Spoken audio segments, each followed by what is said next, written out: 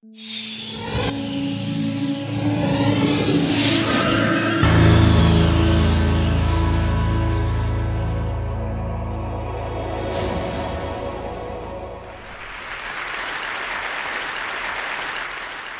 grow homes? Because we can. Right now, America is in an unremitting state of trauma, and there's a cause for that. Right? We've got McPeople, McCars, McHouses, right? As an architect, I have to confront something like this. So what's a technology that will allow us to make ginormous houses? Well, it's been around for 2,500 years. It's called pleaching, or grafting trees together, or grafting inosculate matter into one contiguous vascular system. And we do something different than what we did in the past. We add a kind of a modicum of intelligence to that. We use CNC to make scaffolding to train semi-epiphytic matter, plants, into a specific geometry that makes a home that we call a fab tree hat. It fits into the environment. It is the environment. It is the landscape, right? And you can have 100 million of these homes, and it's great because they suck carbon, right? They're perfect. You can have 100 million families or take things out of the suburbs, because these are homes that are a part of the environment. Imagine pre-growing a village, right? It takes about 7 to 10 years, and everything is green, right? So not only do we do the veggie house, we also do the in vitro meat habitat, or homes that we're doing research on now in Brooklyn, where as an architecture office, we're the first of its kind to put in a molecular cell biology lab and start experimenting with regenerative medicine and tissue engineering, and start thinking about what the future would be if architecture and biology became one. So we've been doing this for a couple of years, and that's our lab. And what we do is we grow extracellular matrix from pigs. We use a modified inkjet printer, and we print geometry. We print geometry where we can make industrial design objects, right? Like shoes, leather belts, handbags, etc., where no sentient creature is harmed. It's victimless. It's meat from a test tube.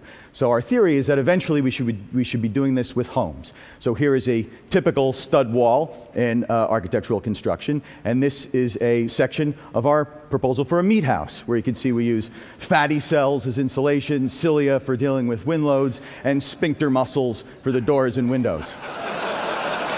And we know it's incredibly ugly, but it could have been an English Tudor or a Spanish colonial, but we kind of chose this shape.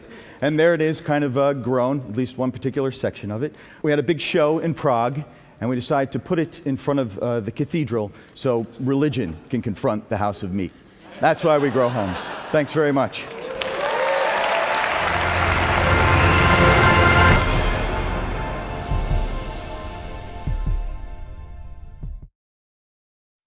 The electric grid was conceived in the age of Edison, designed in the age of Eisenhower, installed in the age of Nixon, and it has not been upgraded since. It's just not able to keep up with modern needs.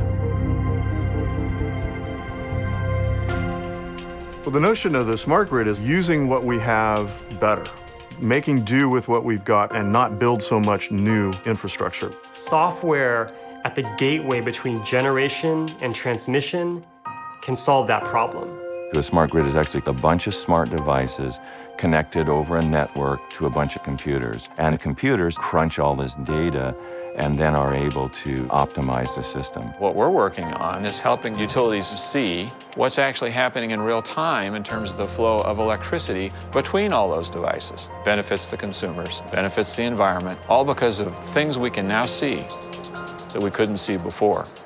On the Olympic Peninsula, P&L's goal was to make the smart grid tangible. We were taking home area networks as a way of sending messages to the homes and to the devices in the homes about when they should run or not run. There was one other modem here that captured wirelessly the reports from the different elements.